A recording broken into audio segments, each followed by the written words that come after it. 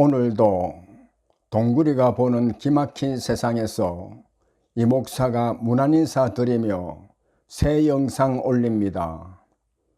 언제나 건강하시고 즐겁고 행복한 시간 보내세요. 안녕하십니까? 오늘은 욥이 받은 하나님의 은혜라는 제목으로 함께 생각해 보겠습니다. 200kg의 바벨을 들어 올릴 수 있는 역도 선수가 있었습니다. 그런데 6개월을 부지런히 연습했는데도 201kg의 바벨을 들어 올리지 못했습니다. 이 선수의 코치는 그 역도 선수가 심리상에 문제가 있다는 것을 간파하고 그날도 역시 200kg과 201kg의 바벨을 들어보라고 지시했습니다. 그때도 역시 200kg은 들어 올렸지만 201kg은 들어 올리지 못했습니다. 그런데 사실은 코치가 그 전날 밤에 두 바벨의 무게 표시를 바꾸어 놓았던 것입니다. 역도 선수는 바꾸어 놓았던 201kg의 바벨은 들어 올렸지만 200kg의 바벨은 들어 올리지 못했습니다. 이 선수가 201kg의 바벨을 들어 올릴 수 있는 능력은 충분히 있었으나 자신의 한계가 200kg까지라는 고착된 생각 때문에 201kg을 들어 올리지 못한 것이었습니다. 그 후 자신의 문제를 극복한 이 선수는 각종 시합에서 금메달을 따는 등 세계적인 선수가 될 수 있었다고 합니다. 욥기에 나오는 욥은 하나님께서도 인정할 만큼 온전하고 정직하여 하나님을 경외하며 악을 멀리한 사람이었습니다. 그런데 성경에는 욥만큼 비참하게 고난을 당한 사람이 없습니다. 왜 하나님은 욥에게 그런 고난을 당하도록 했을까요? 욥은 하나님이 어떤 분인지 제대로 알지 못했습니다. 욥은 자기 생각대로 하나님이 어떤 분이라 정하고 그 생각에 고착되어 있었습니다. 하나님이 어떤 분이라는 것을 알아야 올바른 신앙의 첫걸음이 시작되는데 하나님을 잘 모르니 욥의 삶이 고달플 수밖에 없었습니다. 마치 201kg의 바벨을 들어 올릴 수 있는 능력이 있음에도 자신의 생각에 고착되어 201kg의 바벨을 들어 올리지 못한 역도 선수와 같이 욥도 하나님에 대한 자신의 생각에 고착돼 하나님이 주시는 은혜와 평강을 누리지 못하고 있었던 것입니다. 그러면 욥이 생각하고 있었던 하나님은 어떤 분일까요? 욥기 9장 17절에서 27절을 보면 욥의 생각을 알 수 있습니다. 욥은 하나님에 대해 이렇게 말하고 있습니다.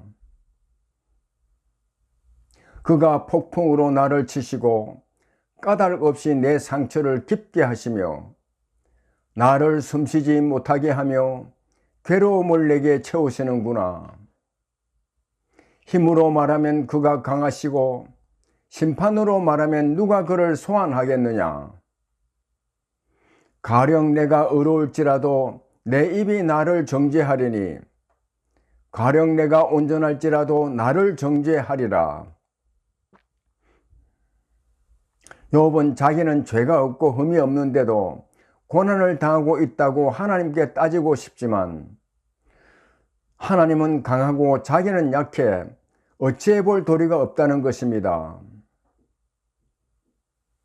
욥은 하나님 앞에서 눈 녹은 물로 몸을 씻고 잿물로 손을 깨끗하게 할지라도 하나님이 욥을 싫어하심으로 개천에 다시 빠지게 할 것이라고 말하고 있습니다.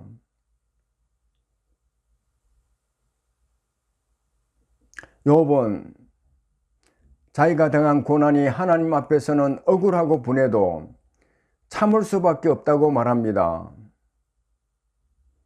이와 같이 욥은 자신의 의를 세우려고 하나님의 공의를 부인하고 하나님을 악한 분이라 생각하고 있었습니다. 욥이 하나님을 이런 분으로 알고 있는 한 욥은 항상 죄 앞에서 벌벌 떨며 조금만 어려움을 당해도 나는 어려운데 하나님이 나를 싫어해서 이런 일을 당한다며 하나님을 원망하게 되고 하나님의 은혜를 누릴 수 없습니다. 그래서 하나님은 욥의 고집이 너무 강해 스스로 하나님을 알 수 없다고 판단하시고 욥에게 은혜를 베풀어 직접 나타나 말씀하십니다.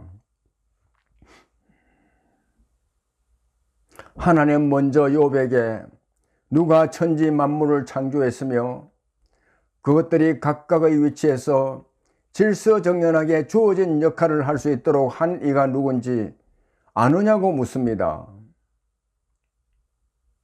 그리고 각가지 동물들이 주어진 특성대로 살아갈 수 있도록 내가 할 수 있겠느냐고 다그칩니다. 그리고 하나님은 까마귀 새끼가 먹을 것이 없어 부르짖으며 허우적거릴 때 먹이를 주며 보살필 정도로 사랑과 긍휼을 베풀고 있는데 내가 왜 까닭없이 욥에게 시름을 주겠느냐고 말씀하십니다.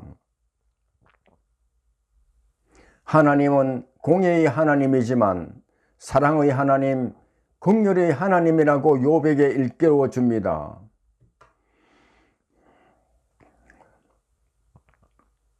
하나님의 말씀으로 깨달은 욥은 비로소 지금까지는 하나님을 귀로 듣기만 하고 하나님이 어떤 분인지 나름대로 생각했는데 이제는 눈으로 직접 배웠고 하나님이 어떤 분이라는 것을 알게 되었다고 고백합니다.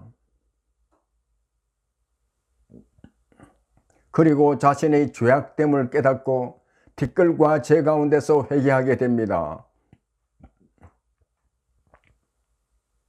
하나님은 욥이 깨닫고 회개하고 돌이키자 그에게 안식과 평강을 주시고 욥의 기도를 기쁘게 받아주십니다.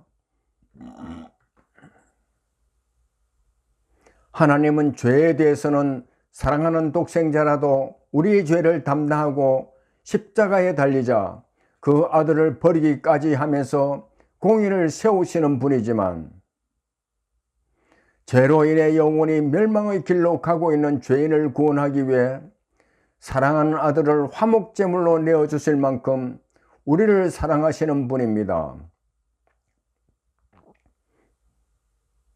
이와 같이 하나님은 공의의 하나님이지만 사랑의 하나님이라는 사실을 알아야 평강과 안식과 사랑을 누릴 수 있습니다.